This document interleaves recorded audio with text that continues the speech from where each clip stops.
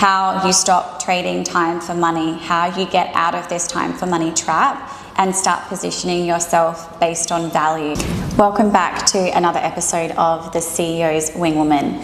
Now, this episode today is super special to me. We have just wrapped up a 4-city over 5-day tour for the Million Dollar Consultant Roadshow. And this has been an absolutely incredible week for us. So many penny drop moments and so wholesome this week. So after 5 days across 4 cities and speaking with over 100 female consultants in person, I can tell you exactly why most women never reach $1 million turnover. So the statistics show that less than 2% of female consultants will ever reach 7 figures in turnover. Now, despite the fact that over 1/3 of Australian businesses are owned by women, this statistic is staggering. And it's part of my vision and part of my reason why I have shown up for this tour and we have brought the Million Dollar Consultant on the road. So if you're stuck between 200K and 500K turnover, this is probably going to hit a little bit of a nerve with you, but in a good way. So what I noticed across this tour is that despite the fact that we were in different cities, and despite the fact that the women that showed up in this room for this tour were in different industries, there was the same ceiling and there were the same common themes right the way through the roadshow. So I'm going to deliver 6 hard truths based on some of the things that I saw across each of the 4 cities in these rooms. And I'll start with number 1. So number 1 is avoidance. Avoiding visibility and being seen, avoiding leadership in their business, and avoiding hard decisions. So putting off hard conversations with team, putting off hard conversations that might need to be had with clients as well, but in theory, avoidance. Truth number 2 is about standards. So tolerating standards that they wouldn't normally accept. So tolerating low-paying clients, tolerating messy delivery, and tolerating chaos. So as we know, we don't rise to our goals, we fall to our standards. So we've only got 2 options.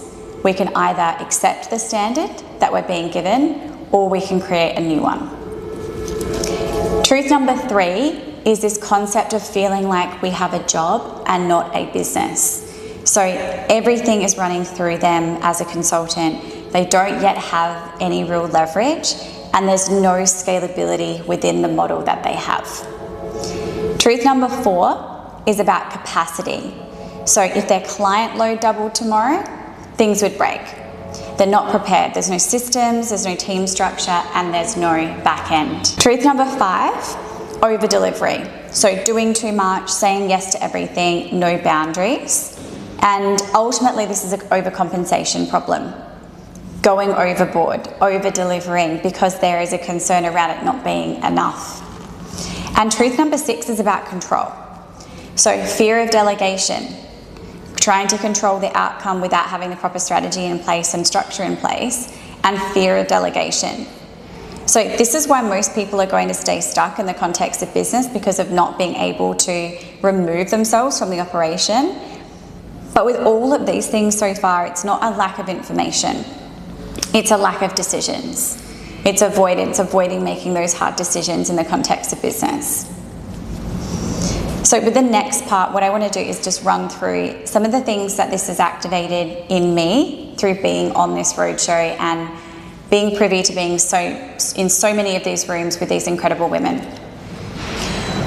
What this has really shown me being on this roadshow is, number 1, despite the fact that there are different industries in the room, despite the fact that these women are in different stages of their business, there are many of the same common threads of problems between each of these different consultants. And with all of them, it wasn't an information gap, it's not a strategy gap necessarily, it's an implementation gap, and it's also a standards gap. So it's the things that sit below the waterline. For many clients that first start working with me, and also many of the consultants that I saw in these rooms, they think that their problem is they're not getting enough leads. They think their problem is that they're not getting enough clients from those leads, or there is some type of information or tactical thing that they need to do. But with all of these women that I spoke to, it was about the standards. It was about the fear. It was about the identity upgrades that were needed below the waterline that was going to be the thing that moved them forward. This mission is really important to me because, like I said at the start of this episode, the statistics around women having 1/3 of Australian businesses but only making up 2% of 7-figure business owners does need to change. I'm not happy about it, and I know that not everybody's goal is to have a 7-figure business, and I covered that in the workshop. But for women that are currently plateaued between 200K and 500K that want to reach 7 figures, that's exactly what this mission has been about for us, taking the roadshow to these 4 cities that we've been through. So I wanted to share these 6 highlights with you based on some of the things that we saw. And I also wanted to take some time to showcase some of my favourite intentions that we captured from guests that attended each one of these locations across Sydney, Melbourne, Adelaide, and then Brisbane, and read out some of these post-it notes to you. So post-it note number one says, gain a framework to help scale my business. So craving a framework to help scale their business and having some clarity around that direction. Intention number 2, having a strategy to make forward growth and stop spinning my wheels, getting nowhere.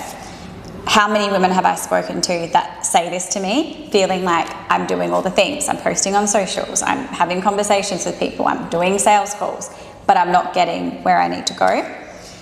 Action. Act on what I know and what I have to do. Big one. We spoke a lot about strategy first, execution second, so this is music to my ears. Another intention here, to feel like being a successful mum is possible in the business world. Such a big one. So many of the women that came into these rooms are mothers and are also managing their business goals as well. So to feel like I'm being a successful mum, I can tell you that this is definitely possible. Another intention here, time and support on a scalable business model aligned for me. This was a huge one that we spoke about during the Million Dollar Consultant Roadshow. The concept of having a scalable business model that's aligned for you. Because like I said on this roadshow, not everybody's lifestyle is the same. All of us have different revenue goals, different lifestyle goals and stages, different things that we're wanting. So if we blindly take on somebody else's business model that we think is working well for them, it may not necessarily work well for us. So this alignment piece is really key. Strategy to get out of the time for money trap. This was a huge part of what we spoke about during the roadshow. How you stop trading time for money, how you get out of this time for money trap and start positioning yourself based on value. Structure. This one's simple. There's a couple of one-word answers here and intentions that I thought were amazing and very, very consistent across the board. Structure was one of them. Clarity was the other. This one expands on clarity a little bit more. So to implement simple changes in business so I can run faster and value my worth. And last but not least, confidence to scale my business. Now, if I think about everything that I stand for and the strategic CEO framework that I've developed, this idea of being a magnetic leader, feeling confident to scale your business through all stages of growth is so important, because for so many female business owners, they've gotten their business to a certain stage, but they don't necessarily know what's next because they haven't been there before.